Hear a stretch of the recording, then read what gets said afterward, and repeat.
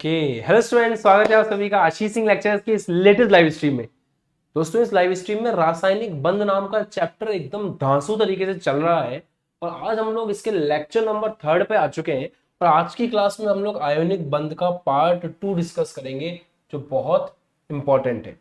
Ionic bond का part 2 है ना, जो आयोनिक बॉन्ड चल रहा था उसका पार्ट 2, और वैसे लेक्चर नंबर है 3। मोस्ट इंपॉर्टेंट चैप्टर है। आईआईटी जेई के हिसाब से, बोर्ड के हिसाब से, हर तरह से इंपॉर्टेंट है। केमिस्ट्री की एकदम एबीसीडी इस चैप्टर में पढ़ाई जाती है। इसलिए मेरा विनम्र निवेदन आप सभी से यही रहने का कि इस चैप्टर को अच्छे से पढ़ने का, बाद में जीवन में बहुत मजा आने का। तो चलिए क्लास को शुरू करते हैं। सभी को बहुत बहुत नमस्कार, प्रणाम, गुड आफ्टरनून, गुड इवनिंग, सत श्री अकाल, अस्सलाम वालेकुम।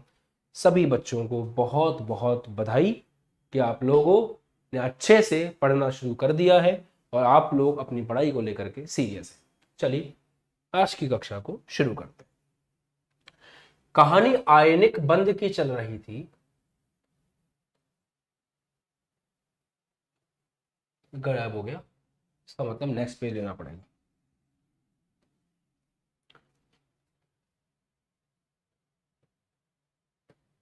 आयनिक बंध,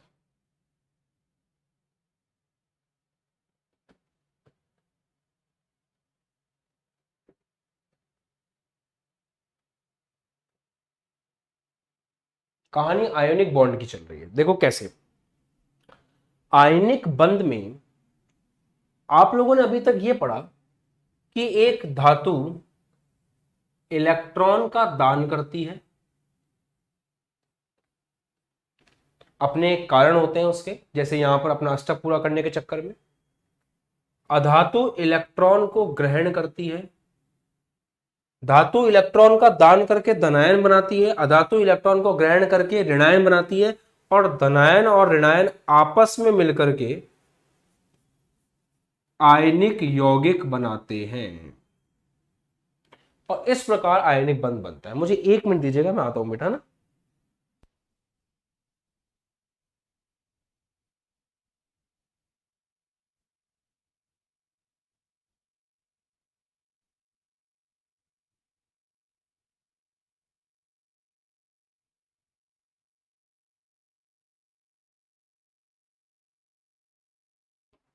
हाँ जी, तो समझ में आई बात। ये आपने कल की क्लास में पढ़ा था।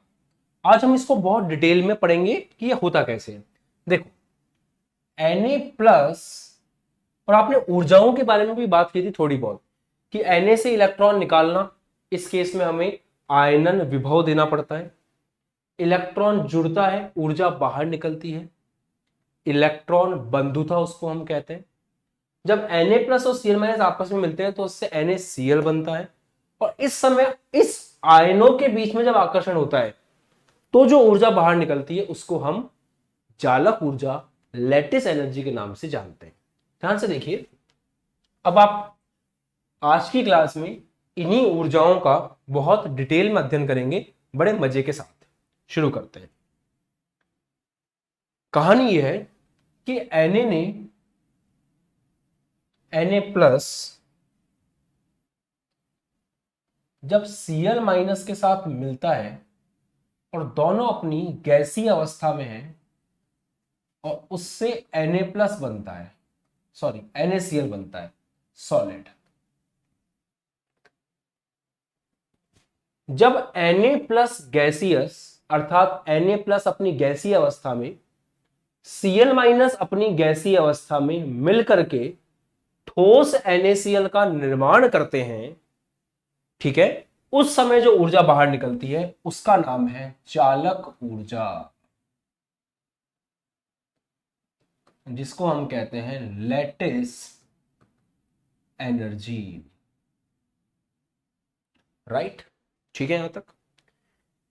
एक होती है जिसका नाम है, इसको इंग्लिश में बोलते हैं फॉर्मेशन, संभवन ऊष्मा।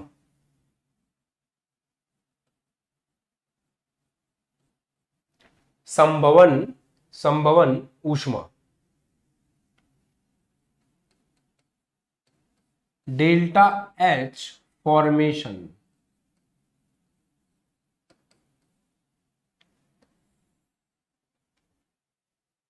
जब संभवन ऊष्मा डेल्टा एच फॉर्मेशन की डेफिनेशन में जा रहे हैं, बहुत ध्यान से देखना। जब 1 मोल यौगिक को उसके तत्वों से बनाया जाता है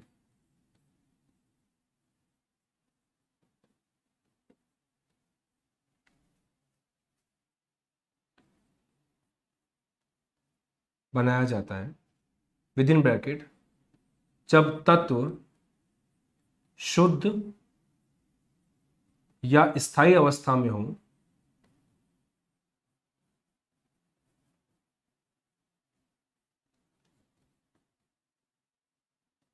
तो मुक्त ऊष्मा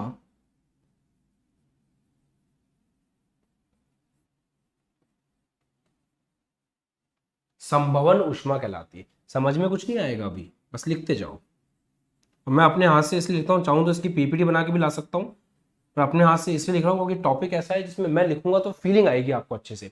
तो जब 1 मोल यौगिक को उसके तत्वों से बनाया जाता है, जब तत्व शुद्ध या स्थायी अवस्था में हो, तो मुक्त ऊष्मा संभवन ऊष्मा कहलाती है।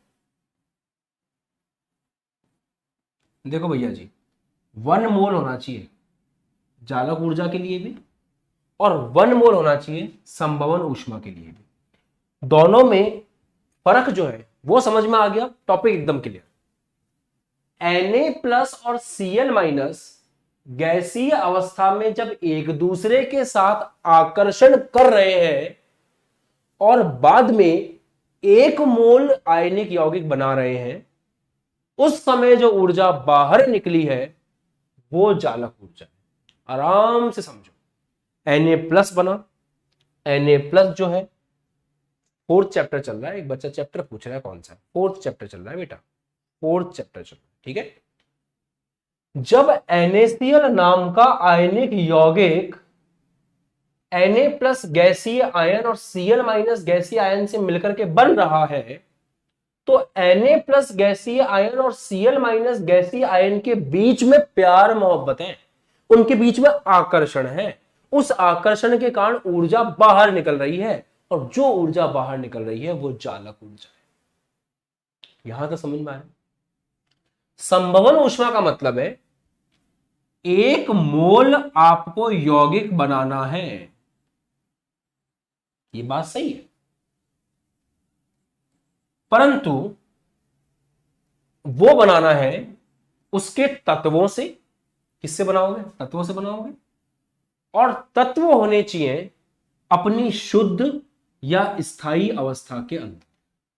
मतलब NaCl बनाना है, पर किससे बनाना है? जब Na और Cl अपनी अपनी स्थायी अवस्था के अंदर हो। कहने का मतलब क्या है? सोडियम की अपनी स्थायी अवस्था कौन सी होती है? जब सोडियम ठोस होता है। क्लोरीन की स्थायी अवस्था कौन सी होती है? जब वो Cl2 के रूप में रहता है। तो जब Na सॉलिड Cl2 गैसियस के साथ, क्योंकि ये गैसीय रूप में रहता है ना बाबू, तो गैसियस अवस्था में Cl2 लेना है, ठोस अवस्था में Na लेना है। वो जब मिलकर के Na से बना रहे हैं, इस समय जो भी ऊर्जा में परिवर्तन हो रहा है, ऊष्मा में परिवर्तन हो रहा है, वो कहलाएगा संभवन ऊष्मा, अर्थात डेल्टा एच फॉर्मेशन। बहुत ठंड हो गई है कमरे में यार। तो कहने का मतलब यह है कि भाई जी, अगर आपका Na+ और Cl- सीधा आपस में आकर्षण कर रहा है, और उससे जो इनके आकर्षण से, आयनों के बीच में आकर्षण से जो ऊर्जा बाहर निकल रही है, वो आपकी जालक ऊर्जा है, पहली बात। दूसरी बात, जब आप किसी यौगिक को बना रहे हो उसके तत्वों से, और तत्व अपनी अपनी स्थायी अवस्था में है, तो इस पूरी रिएक्शन में जो ऊर्जा का परिवर्तन हो रहा है, ऊष्मा का परिवर्तन हो रहा है, वो है संभवन ऊष्मा। क्या इन दोनों में फर्क समझ में आया? अभी अपन कनेक्शन निकालेंगे इनका आपस में, और इनका कनेक्शन ही कहलाता है बॉर्न हेबर साइकिल, जो आपके आज के टॉपिक है। टॉपिक है ना आज का, बॉर्न हेबर साइकिल, वो यही है। अभी यहां लिख देता हूं मैं वो टॉपिक, बॉर्न हेबर साइकिल, वो यही चीज है। अभी बात करेंगे इसके बारे में। पहले आप लोग दोनों में डिफरेंस मक्खन हो गया आपको, आगे बढ़ते हैं। चलो, अब कहानी शुरू करते हैं। सोडियम और रिएक्शन बैलेंस है क्या, देख लो। ये रिएक्शन बैलेंस नहीं, इसको बैलेंस करनी पड़ेगी। तो Na Cl2 2 है, इसको बैलेंस करने का ये तरीका है, 1/2 लिख दो, हो गई रिएक्शन बैलेंस। ठीक है, चलो। तो Na सॉलिड प्लस Cl2 अपनी गैसीय अवस्था में, मतलब अपनी स्थायी अवस्था में, इससे मिलकर के NaCl बन रहा है। और इस रिएक्शन में जो ऊष्मा का अंतर है वो है डेल्टा HF, संभवन ऊष्मा। मक्खन यहां तक। अरे एक्टिव रहो बच्चों, जितने बच्चे इस क्लास में बैठे हैं एकदम एक्टिव रहो। आप लोग एक्टिव रहोगे, पढ़ाने में बहुत मजा आएगा। शुरू करें। सर लैटिस एनर्जी वाले एग्जांपल में सोडियम गैस फॉर्म में क्यों रखा है, अभी बताते हैं, सुनते जाओ। अब ये Na ने Cl2 के साथ मिलकर के NaCl बनाया। इस पूरी रिएक्शन की जो ऊष्मा परिवर्तन है वो किसके बराबर है, डेल्टा HF के बराबर। अब ये हुआ कैसे होगा समझते हैं। डायरेक्ट तो हो नहीं सकता कि NaCl2 के साथ मिल जाए और NaCl बन जाए, डायरेक्ट तो हो नहीं सकता। ये कैसे हुआ होगा समझो।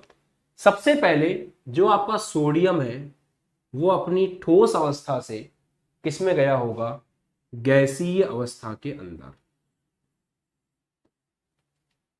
आराम से मेरे साथ दिमाग लगाओ, बहुत मजा आएगा। सबसे पहले सोडियम ठोस अवस्था से किस में गया होगा बेटा जी, गैसीय अवस्था में। ठोस अवस्था से गैसीय अवस्था में ले जाना, इसको कहते हैं ऊर्ध्वपातन। तो यहां पे इसका ऊर्ध्वपातन करने के लिए आपने ऊष्मा दी होगी, तो यहां सबसे पहली ऊष्मा लगी ऊर्ध्वपातन ऊष्मा, जिसको हम इंग्लिश में कहते हैं sublimation energy. Sublimation energy SE। अजी एक बात बताओ, ये सब्लिमेशन एनर्जी आपको देनी पड़ेगी ना, क्योंकि अगर आप किसी को भी ठोस से गैस में बदल रहे हो, कोई ठोस है, कण चिपके हुए, उनको दूर करके लिक्विड, उनको दूर करके गैस, और अगर ठोस से डायरेक्ट गैस, उसको बोलते हैं ऊर्ध्वपातन। तो आप अगर सोडियम सॉलिड से सोडियम गैस बना रहे हो तो आपको देनी पड़ेगी ऊर्जा, इसलिए ये वैल्यू प्लस में है। हमें सिस्टम को देनी पड़ेगी, सिस्टम हमको नहीं देगा। ठीक है, इसके बाद अब हमें सोडियम में से एक इलेक्ट्रॉन बाहर निकालना पड़ेगा, तभी तो Na+ बनेगा। सोडियम में से एक इलेक्ट्रॉन बाहर निकालना पड़ेगा भैया, तभी तो Na+ बनेगा। तो सोडियम में से एक इलेक्ट्रॉन बाहर निकाल के Na+ बनाया। कैसे होगा, किसी भी धातु में से इलेक्ट्रॉन निकालना या किसी भी तत्व में से इलेक्ट्रॉन निकालने के लिए हमें आयनन विभव के बराबर ऊष्मा देनी पड़ती है, जिसे हम बोलते हैं आयोनाइजेशन पोटेंशियल। आयनन विभव के बराबर ऊष्मा देनी पड़ती है, जिसे हम कहते हैं आयोनाइजेशन पोटेंशियल। तो हमारा Na से Na+ बना आयोनाइजेशन पोटेंशियल आपकी आंखों के सामने। जो आयोनाइजेशन पोटेंशियल है उसके बारे में एक बात समझ में आ रही है, ये हमें करना पड़ेगा, हमें देनी पड़ेगी। इलेक्ट्रॉन नहीं निकालेगा सोडियम इतनी आसानी से, we have to do some work, हमें मेहनत करनी पड़ेगी, हमें उसको मजबूर करना पड़ेगा इलेक्ट्रॉन निकालने के लिए। तो यहां भी ये वैल्यू भी किस में होगी, प्लस में होगी। ये सारी मेहनत हमको करनी पड़ रही है। वेरी गुड राहुल, आगे बढ़े। चलो अब आते हैं Cl2 के ऊपर। सबसे पहले हमको यार ये Cl2 Pl2 नहीं चाहिए, हमको Cl मांगता है। यहां Cl2 है, हमको Cl चाहिए। तो हमें क्या करना पड़ेगा, जो Cl और Cl के बीच का बॉन्ड है उसको तोड़ना पड़ेगा। हमें अकेला Cl चाहिए ना, क्योंकि अकेला Cl अकेले Na+ के साथ मिलकर के NaCl बनाएगा। तो समझो बात को, Cl को तोड़ना पड़ेगा। तोड़ने में जो ऊर्जा लगती है वो होती है वियोजन ऊर्जा।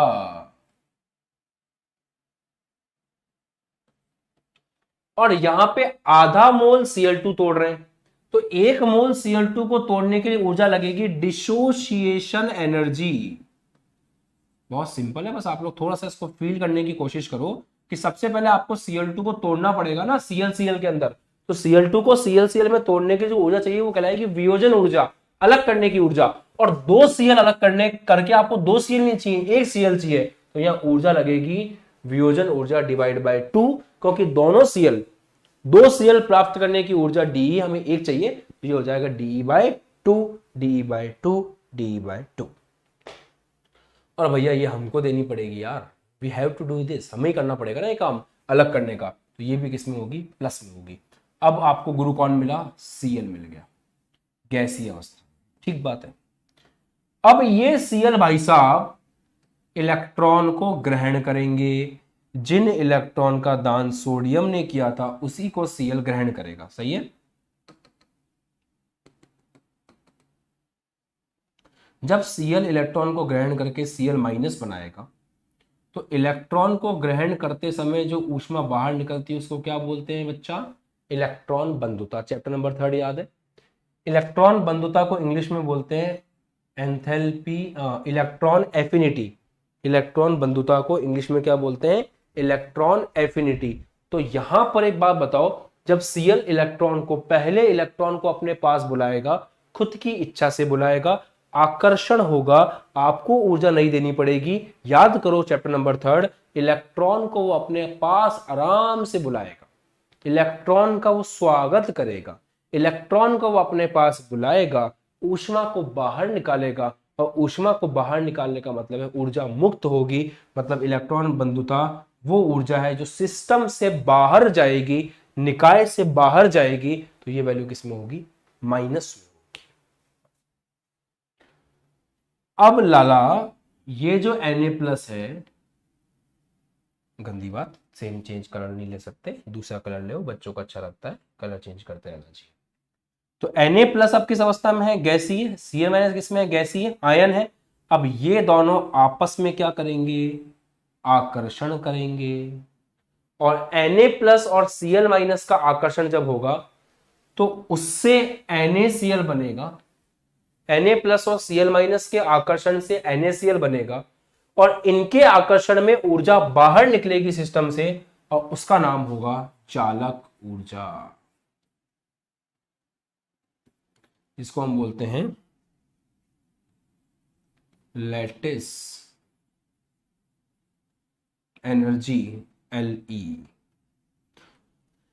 ये जब Na+ और Cl- के बीच में आकर्षण होगा तो Na+ और Cl- आपस में प्यार मोहब्बत करेंगे, उनके प्यार से सिस्टम से, निकाय से बाहर निकलेगी ऊष्मा। और जब बाहर निकलेगी ऊष्मा, बाहर निकलेगी ऊष्मा, तो नेगेटिव होगा। तो लैटिस एनर्जी सिस्टम से बाहर जा रही है, आकर्षण है, प्यार मोहब्बत है, आकर्षण है, इनके बीच में प्यार मोहब्बत है, प्यार मोहब्बत में ऊष्मा बाहर निकलती है, तो यहां पर जो आपका Le है उसकी वैल्यू कैसी होगी, नेगेटिव होगी, राइट। बताओ भैया,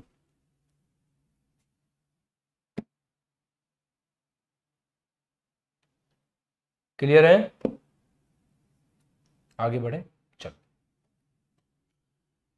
तो इस पूरी इक्वेशन, मतलब ये जो अभिक्रिया हो रही है, इस पूरे की एक साथ ऊर्जा लिखें तो वो है ΔHf। और इसी प्रोसेस को तोड़ करके लिखें तो ऊर्जाओं में सब कुछ आएगा, ये भी आएगी, ये भी आएगी, ये भी आएगी, ये भी आएगी, ये भी आएगी। तो ये जितना भी प्रोसेस है, इन सभी ऊर्जाओं का जो योग है वो किसके बराबर होगा, ΔHf फॉर्मेशन के बराबर। अजी यही बात तो समझनी थी कि आपके पास जो यौगिक बन रहा है, अगर वो अपने तत्वों के स्थायी रूप से बन रहा है, तो पूरी रिएक्शन होने में जो ऊष्मा परिवर्तन है वो ΔHf है। और हमने अंदर झांक करके देखा तो समझ में आया कि भाई पहले Fe प्लस में, फिर Ip प्लस में, फिर De/2 प्लस में, फिर Ea माइनस में, फिर Le माइनस में, ये सब मिलाकर के अभिक्रिया हो रही है। मतलब ये सब जो ऊर्जाएं हैं वो सभी मिलाकर के पूरी इक्वेशन की ΔHf के बराबर है। पूरी साइकिल जो है वो समझ में आ गई आपको। और इस तरह से पूरी जो ये साइकिल है, इसी को बोलते हैं बॉर्न हैबर साइकिल, चक्र कह सकते हो। बॉर्न हैबर्स बंदे का नाम है कि नहीं अभी मेरे को एग्जैक्टली पता नहीं है, मैंने इसके बारे में कभी ध्यान नहीं दिया। बाकी बॉर्न हैबर साइकिल टॉपिक का नाम हो गया। क्लियर है बच्चों?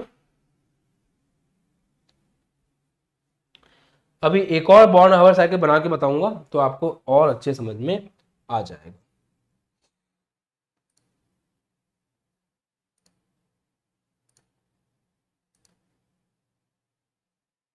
चलो आगे बढ़े।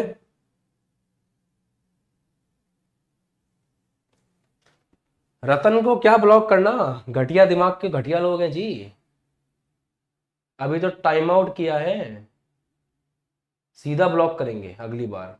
फालतू बकवास करने वाले लोग हैं जी ये, जबरदस्ती की इमोजी भेज रहे हैं।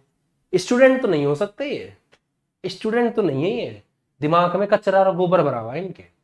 दिमाग में जो गोबर, गोबर भी अच्छी चीज है यार, वो भी गौ माता से आने वाली चीज है, मैं गोबर भी नहीं बोल सकता। दिमाग में ना पता नहीं क्या ही है, जमीन में गाड़ के रख देते हैं ना, चीज को सड़ जाती है ना, वो वाली स्थिति है। गोबर भी नहीं बोल सकते, गोबर भी इससे अच्छा। अभी टाइम आउट किया है, सीधा ब्लॉक करेंगे उसके बाद, किसी काम की चीज नहीं है। माँ बाप का पैसा खराब कर रहे हैं, माँ बाप का डेटा खराब कर रहे हैं। अगर ये बंदा सोचो लाइव क्लास में आकर के इतनी गंदी बातें लिख सकता है, इतनी गंदी इमोजी भेज सकता है, तो ये बंदा अपने डेटा का कहाँ यूज करता हो, सोच के देखो। देखिए माँ बाप को पता भी नहीं है इनका बच्चा क्या कर रहा है। गजब है यार, ये माँ बाप को पता ही नहीं है इनका बच्चा क्या कर रहा है। वो रिचार्ज करा के दे रहे होंगे इसको 300-400 का महीने का डेटा का, और डेटा से खुद का डेटा खराब कर रहा है। जो बच्चा लाइव क्लास में आके ये कर सकता है, तो वो जब फ्री होता होगा तो गूगल पे क्या देखता होगा। गुस्सा देख रहे हो, सामने होता तो थप्पड़ खाता सीधा। सुधर जाओ रे, कुछ नहीं पड़ा इन सब में, जिंदगी बर्बाद हो जाएगी तुम्हारी। कोई मतलब नहीं है फिर, कोई मतलब नहीं है। और बहुत बुरा मारा है मैंने ऐसे बच्चों को ऑफलाइन कोचिंग में, बहुत बुरा। इतने थप्पड़ पड़े, इतने थप्पड़ पड़े कि 3 दिन तक बुखार रहा है। कुछ भी करना, बट गर्ल्स को लेकर के, लेडीज को लेकर के कभी भी गलत इमोजी, गलत कमेंट, गलत भाषा का प्रयोग गलती से भी मत करना। धर्म विशेष को लेकर के कभी इस चैनल पे कमेंट मत करना। आ रही बात समझ में? और तीसरी बात, अभद्र भाषा का प्रयोग मत करना किसी को लेकर। ना हम सुनते हैं, ना हम बर्दाश्त करते हैं। आ रही है बात समझ में?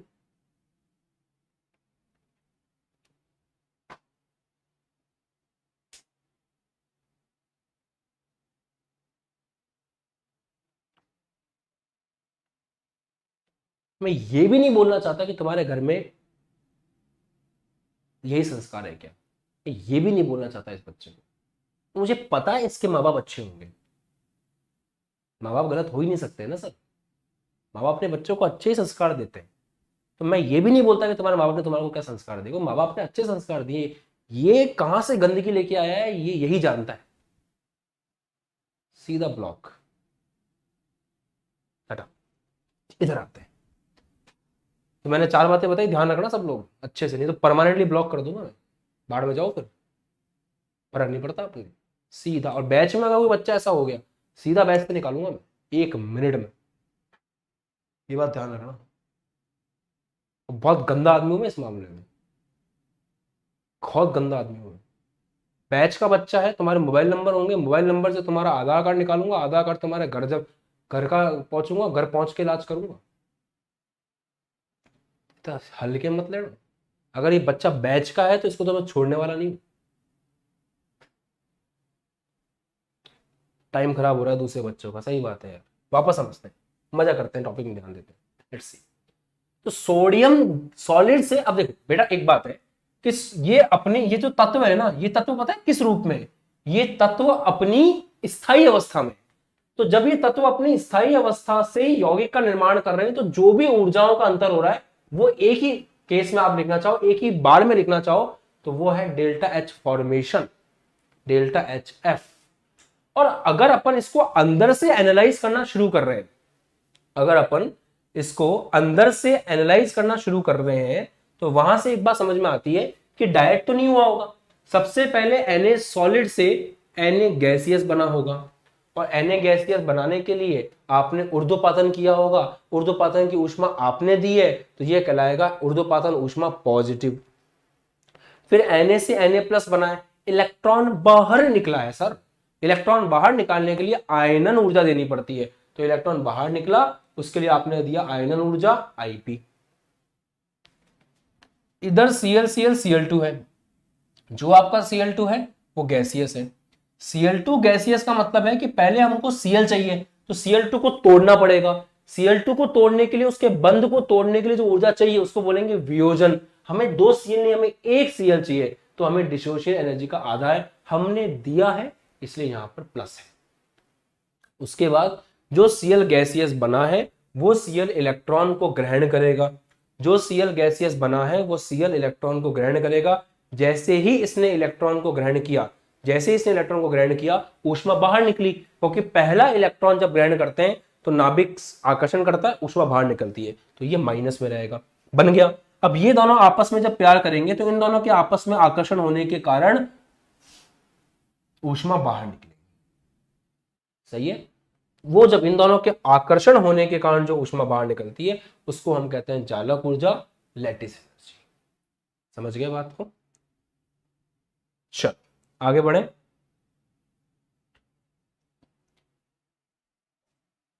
आगे ध्यान देते हैं। अभी तो कुछ सीखना है ना यहाँ पे। हाँ, तो मैं ये बोल सकता हूं ना, अपन सारी ऊर्जाओं का योग करते हैं। अब देखो अपने पास ऐसी है, प्लस में Ip, प्लस में De/2, प्लस में Ea, माइनस में लैटिस एनर्जी, जालक ऊर्जा, माइनस में। ये सब मिलाकर के किसके बराबर है? डेल्टा एच एफ के। और एग्जाम में आपको इसके ऊपर न्यूमेरिकल मिल सकता है कि इनमें से कुछ ऊर्जाएं आपको लिख करके दे देगा और बाकी आपको निकालनी पड़ेगी। मान लो ये दे दिया, ये दे दिया, ये दे दिया, ये दे दिया, ये दे दिया, और आपसे पूछा कि जालक ऊर्जा निकाल करके दिखाओ, तो आप इस फॉर्मूले की मदद से जालक ऊर्जा उनको निकाल करके देंगे। इस फॉर्मूले की मदद से आप उनको जालक ऊर्जा निकाल करके देंगे। राइट है यहां तक बात? पक्का? क्लियर? आगे बढ़े। चलो अब एक और एग्जांपल करते हैं इसका, ताकि और दिमाग में क्लैरिटी आएगी। Let's have a look on the next example. जैसे आपने सुना होगा ना, एक reaction Mg plus O2 is giving MgO। Balance करेंगे ये स्थिति। ध्यान रखना, यहां मैग्नीशियम +2 है, ऑक्सीजन -2 है। ठीक है, इसके लिए बॉन्ड हैबर साइकिल बना के देखते हैं। इसके लिए कंप्लीट साइकिल बना के देखते हैं किस प्रकार की बनेगी। Let's have a look. शुरू करें। चलो सबसे पहली बात, इसकी जो कंप्लीट रिएक्शन है वो डेल्टा एच एफ है। कंप्लीट रिएक्शन की जो ऊर्जा है वो कितनी है? Delta H F. ठीक है, स्टार्ट करते हैं। मैग्नीशियम सॉलिड है, ये गैसियस है, ठीक है, और मैग्नीशियम ऑक्साइड जो बनता है वो सॉलिड। ठीक है, आयनिक यौगिक है, सॉलिड बनता है। स्टार्ट करते हैं। सबसे पहले आपको इसको मैग्नीशियम गैस में बदलना पड़ेगा। ऊर्ध्वपातन ऊष्मा, ऊर्ध्वपातन ऊष्मा, ऊर्ध्वपातन, ऊर्ध्व, कभी कभी हिंदी में गड़बड़ हो जाती है। ऊर्ध्वपातन ऊष्मा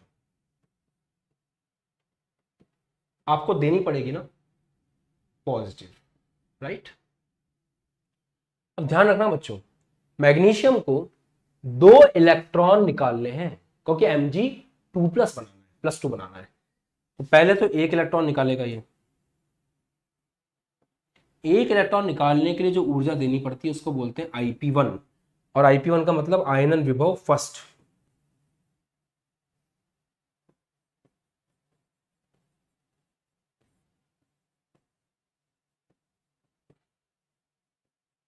आयनन विभव फर्स्ट। अब एक और इलेक्ट्रॉन निकालना पड़ेगा सर जी, क्योंकि अभी तो Mg+2 बनाना है, Ip2। इलेक्ट्रॉन निकालने में हमेशा आपको मेहनत करनी पड़ती है, आपको ऊर्जा देनी पड़ती है, इसलिए वैल्यू प्लस में रहेगी। इलेक्ट्रॉन निकालने के लिए हमेशा आपको ऊर्जा देनी पड़ती है, वैल्यू प्लस में रहेगी, आपको ऊर्जा देनी पड़ती है, वैल्यू प्लस में रहेगी। आगे बात करते हैं O2। ध्यान दीजिए, सबसे पहले तो हमको O2 से O बनाने को मांगता है, क्योंकि O2 से O बनेगा तभी तो आगे काम चलेगा। तो O2 से O बनाना मतलब O2 के बीच का बॉन्ड तोड़ना, और O2 के बीच का बॉन्ड तोड़ने का मतलब है वियोजन ऊष्मा देना। तो हम बॉन्ड तोड़ रहे हैं वियोजन ऊष्मा, डिसोसिएशन एनर्जी।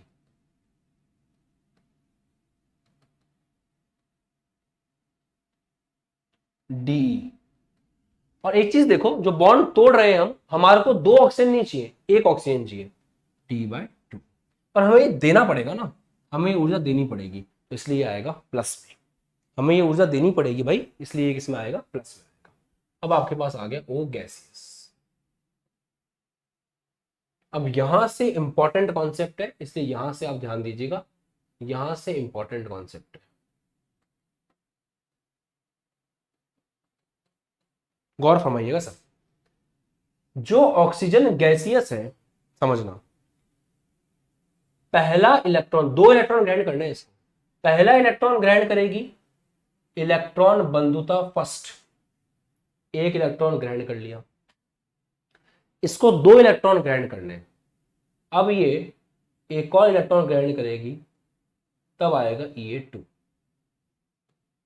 आपको अच्छे से मैंने बता रखा है, अब आपको याद करना पड़ेगा चैप्टर नंबर 3, और चैप्टर नंबर 3 याद करने से ही आपको ये बात समझ में आएगी कि पहला इलेक्ट्रॉन जब तत्व ग्रहण करता है तो अपनी इच्छा से करता है, इलेक्ट्रॉन के साथ आकर्षण करता है, निकाय से ऊर्जा बाहर जाती है और E1 नेगेटिव होता है।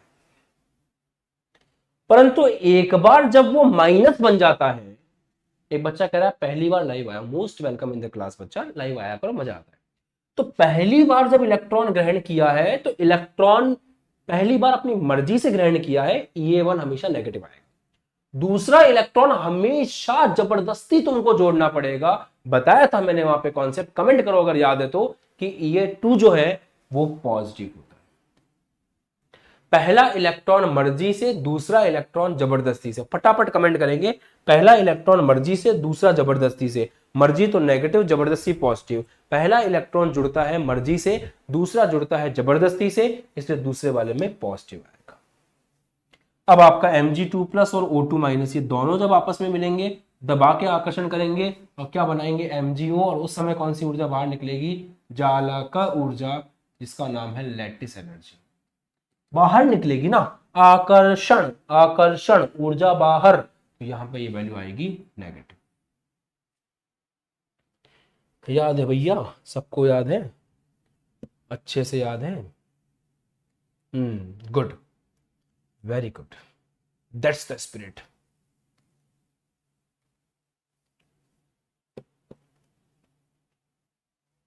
चलो आगे बढ़े।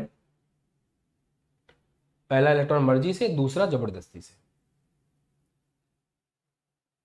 अब क्या करना है, अब इन सबको जोड़ने की कोशिश करते हैं। अब इन सबका जोड़ इसके बराबर है, तो लिखते हैं ऐसी positive plus Ip1 positive plus Ip2 positive plus De2 D/2 positive minus E1 plus E2 minus ज्वालक ऊर्जा बराबर delta HF।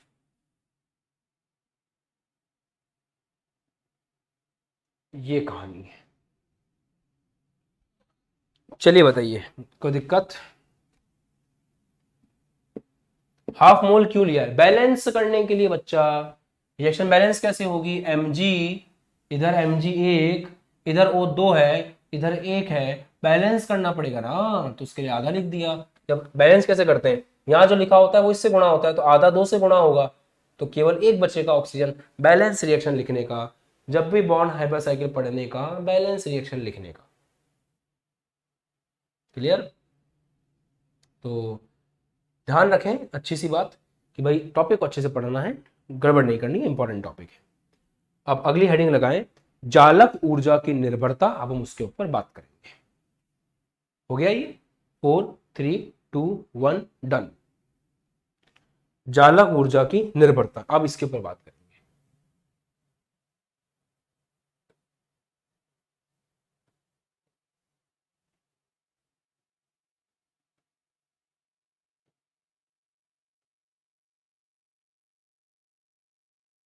Dependency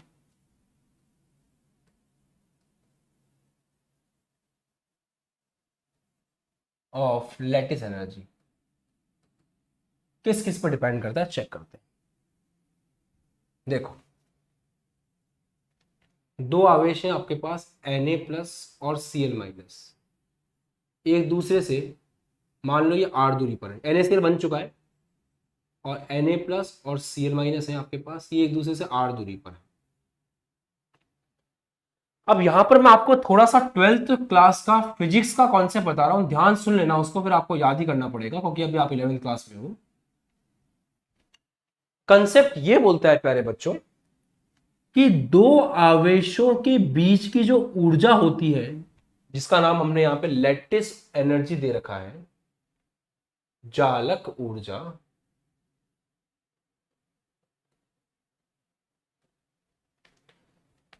common sense से वैसे तो जितना ज्यादा इन दोनों के ऊपर आवेश होगा उतना ज्यादा आकर्षण होगा, जितना ज्यादा आकर्षण होगा उतनी ऊर्जा बाहर निकलेगी। जो ऊर्जा बाहर निकलती है उसको जालक ऊर्जा कहते हैं। दैट्स द पॉइंट कि भाई जितना, ऐसे NaCl का एग्जांपल लिया तो जितना इसके पास आवेश है, जितना इसके पास आवेश, जितना ज्यादा आवेश होगा उतना इन दोनों के बीच में तगड़ा आकर्षण होगा। जितना इनके बीच में आकर्षण होगा उतनी ऊर्जा बाहर निकलेगी, उतनी ही जालक ऊर्जा ज्यादा होगी। तो जालक ऊर्जा सीधा सीधा समानुपाती होती है कितना आपके धनायन के ऊपर आवेश है, वैसे लिख दूं, धनायन के ऊपर आवेश, और कितना ऋणायन के ऊपर आवेश है। आवेश का सिंबल क्यू, धनायन के लिए, धनायन को बोलते हैं कैटायन, धनायन का आवेश, कैटायन ऋणायन का आवेश। अभी क्वेश्चन कराऊंगा तो आपको समझ में आएगा एग्जाम में प्रश्न कैसे आता है। पर सबसे पहले इस बात को समझें कि जितना ज्यादा आवेश होगा, लिखो, जितना ज्यादा आवेश होगा, जितना ज्यादा आवेश होगा उतना ज्यादा जो है आपको जालक ऊर्जा देखने को मिलेगी। सही है? आगे बात समझ में, आगे बढ़े। दूसरी बात, जो आपकी जालक ऊर्जा है, एक बात समझने की कोशिश कीजिए, वो बीच की दूरी के व्युत्क्रमानुपाती है। जितना ये आवेश दूर दूर होंगे उतना आकर्षण इनके बीच में कम होगा, ऊर्जा कम बाहर निकलेगी, जालक ऊर्जा कम होगी। जितना इनके बीच की दूरी कम होगी उतना ज्यादा चालक ऊर्जा आपको देखने को मिलेगी। आर कम कब होगा? जब छोटा छोटा साइज हो धनायन का और ऋणायन का। अगर धनायन और ऋणायन का साइज छोटा छोटा है तो वो पास पास रहेंगे, आर कम होगा। और अगर धनायन और ऋणायन का आकार बड़ा बड़ा है तो वो दूर दूर होंगे, आर ज्यादा होगा। आर ज्यादा होगा तो जालक ऊर्जा कम होगी, आर कम होगा तो जालक ऊर्जा ज्यादा होगी। तो कनेक्शन को समझने की कोशिश करो, जितना ज्यादा आकार होगा, देखो इधर लिखता हूं मैं, आकार लिख सकते हो आप सिंपल भाषा में, आकार जितना कम होगा आर उतना कम होगा, आर जितना कम होगा जालक ऊर्जा उतनी ज्यादा होगी। तो छोटा आकार ज्यादा जालक ऊर्जा, बड़ा आकार कम जालक ऊर्जा। जालक ऊर्जा बोले तो क्या, जालक ऊर्जा का मतलब जब आपके धनायन ऋणायन में आकर्षण हो रहा है तो जो ऊर्जा बाहर निकल रही है वो जालक ऊर्जा है। तो जितना बड़ा आकार होगा आपके धनायन का और ऋणायन का उतना अच्छा वो आकर्षण नहीं कर पाएंगे क्योंकि उनके बीच की दूरी बढ़ जाएगी, तो उतनी ही कम ऊर्जा बाहर निकलेगी। लॉजिक समझने में बहुत सिंपल है, लॉजिक समझने में बहुत सिंपल है। सही है बात। दूसरी बात, जितना आकार कम होगा आर उतना ही कम होगा, आर जितना कम होगा उतना ही पास पास होंगे, जितना पास पास होंगे उतना ज्यादा आकर्षण करेंगे, उतनी ऊर्जा बाहर निकलेगी। है कि नहीं दम कॉन्सेप्ट। अब आपके दिमाग में दो ही बात याद रखो, जितना ज्यादा आवेश उतनी ज्यादा चालक ऊर्जा, जितना कम आकार उतनी ज्यादा चालक ऊर्जा। आवेश के साथ समानुपाती और आकार के साथ व्युत्क्रमानुपाती। आवेश के साथ समानुपाती, आकार के साथ व्युत्क्रमानुपाती। लिख लिया करो, आवेश के साथ समानुपाती, आकार के साथ व्युत्क्रमानुपाती। अब मैं इसके एक आध क्वेश्चन कराता हूं तो आपको समझ में आ जाएगा।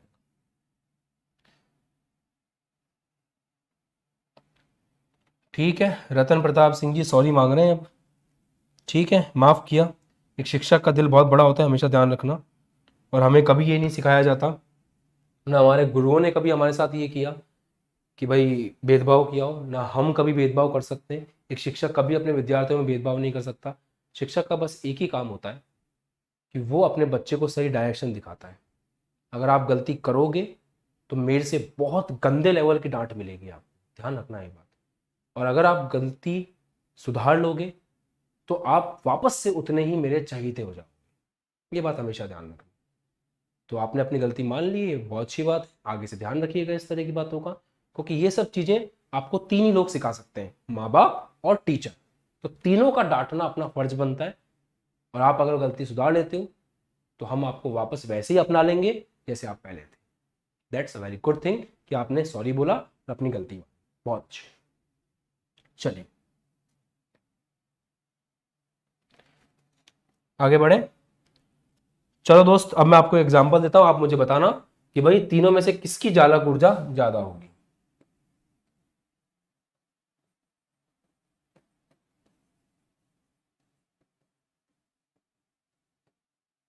किसकी चालक ऊर्जा ज्यादा होगी, चेक करो। सबसे पहली बात, इन तीनों में अगर कंपेयर करना चाहें अपन, तो कंपेयर करना कैसे कंपेयर करेंगे। तीनों में एफ है, ऋणायन की तो बात ही नहीं करनी, साइज भी सेम है और चार्ज भी सेम है। सोडियम है यहां पर, यहां मैग्नीशियम है, यहां पे एल्यूमिनियम। सोडियम मैग्नीशियम एल्यूमिनियम आसपास ही तो है। सोडियम मैग्नीशियम एल्यूमिनियम बिल्कुल आसपास है, तो इनके आकार में भी कोई खास परिवर्तन नहीं है। परिवर्तन किस चीज में है, सोडियम के ऊपर पॉजिटिव चार्ज है, मैग्नीशियम के ऊपर पॉजिटिव 2 है, एल्यूमिनियम के ऊपर पॉजिटिव 3 है। मतलब सोडियम से डबल चार्ज इसके पास है, इससे सोडियम से ट्रिपल चार्ज इसके पास है। तो कहने का मतलब यह है कि सोडियम से ज्यादा आवेश मैग्नीशियम के पास है, मैग्नीशियम से ज्यादा आवेश एल्यूमिनियम के पास है। और आवेश जितना ज्यादा चालक ऊर्जा उतनी ही ज्यादा, आवेश जितना ज्यादा चालक ऊर्जा उतनी ही ज्यादा। आकार तो यहाँ पे ऑलमोस्ट सेम ही है, तो आवेश के हिसाब से ही फैसला करना है। तो आवेश जिसका ज्यादा ऊर्जा उसकी ज्यादा, तो यहाँ पर आवेश इसका ज्यादा है तो चालक ऊर्जा भी इनकी ऐसे ज्यादा होगी। बोलो मक्खन हुआ, समझ में आया किसकी ऊर्जा ज्यादा है किसकी ऊर्जा कम है। क्लियर हुआ सभी को। जल्दी से कमेंट करके बताएंगे, फटाक से खटाक से जल्दी से बता दीजिए, एक ही बार में फैसला हो जाएगा, एक ही बार में।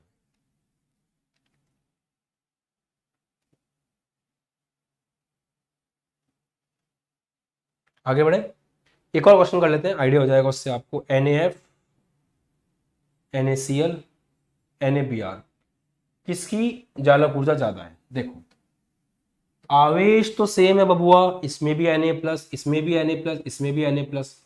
इसका आवेश भी F-, -1 आवेश सेम रहने का। अब आकार को देख के जवाब देने का। आकार, फ्लोरीन का आकार, फ्लोरीन का आकार, ब्रोमीन का आकार, नीचे जाते हैं आकार बढ़ता है। आकार अगर बढ़ेगा चालक ऊर्जा कम होएगी, आकार अगर बढ़ेगा चालक ऊर्जा कम होएगी, आकार अगर बढ़ेगा चालक ऊर्जा कम होएगी। F से बड़ा आकार Cl का है, उससे बड़ा आकार Br का है, तो यहां से यहां जाने पर चालक ऊर्जा कम हो जाएगी। मतलब सबसे ज्यादा चालक ऊर्जा इसकी, फिर इसकी, और सबसे कम NaBr की। तो यहां जो एग्जाम्पल लिया उसमें आवेश को देख करके फैसला करना था, यहां जो एग्जाम्पल लिया उसमें आकार को देख के फैसला करना था। यहां आकार सेम था, आवेश में फर्क था, जिसका आवेश ज्यादा उसकी चालक ऊर्जा ज्यादा। कॉन्सेप्ट बिड़ गया। यहां आवेश सेम था, आकार देख के फैसला करना था, जिसका आकार बड़ा उसकी चालक ऊर्जा कम, जिसका आकार बड़ा उसकी चालक ऊर्जा कम। तो आकार इसका बड़ा है, सबसे कम चालक ऊर्जा भी इसी की होगी। अब आपको एक क्वेश्चन दे रहे हैं होमवर्क के लिए, जिसका जवाब आपको कल की क्लास में बताएंगे। अब आपको होमवर्क करके लेके आना है। और आज तक आप लोगों ने कमेंट सेक्शन में होमवर्क हमेशा लिखा है, आपको इस बार भी लिखना है। कंपेयर करना है NaF और MgCl2 को, NaF और MgCl2 को कंपेयर करना है। इसमें आकार और साइज दोनों में देखना पड़ेगा, क्योंकि आकार में फर्क है F और Cl के, और आवेश में फर्क है Na और Mg के। तो बहुत दिमाग लगाना पड़ेगा, ये आपका होमवर्क है। इन दोनों को चालक ऊर्जा के बढ़ते घटते क्रम में आपको जमाना है। मिलते हैं अगली क्लास में। उम्मीद करते हैं आपको आज की क्लास में बहुत मजा आया होगा, और सबसे अच्छी बात यह है कि आप लोगों ने अच्छे से पढ़ा पूरे लेक्चर को, ये देख के बहुत अच्छा लगा। मिलते हैं अगली क्लास में। बाय जय हिंद, टेक केयर, ध्यान रखो, खुश रहो, मस्त पढ़ाई करते रहो। कमेंट सेक्शन में जरूर बताना क्लासेस आपको कैसी लग रही हैं, और ये परिभाषाएं बॉन्ड हैमर साइकिल वगैरह सब अच्छे से प्रैक्टिस करके रखना, आने वाले समय में बहुत ज़्यादा काम आएंगी। क्योंकि हमारा टारगेट पता है ना क्या है, हमारा टारगेट है IIT JEE नीट, और बोर्ड में 100 में से 100, ये हमारा टारगेट है। मिलते हैं अगली क्लास में। बाय बाय, जय हिंद, टेक केयर, ध्यान रखो, कुछ का पढ़ाई करते रहो। बैच ज्वाइन कर लो, नीचे व्हाट्सएप नंबर है, उस पर कॉल करके।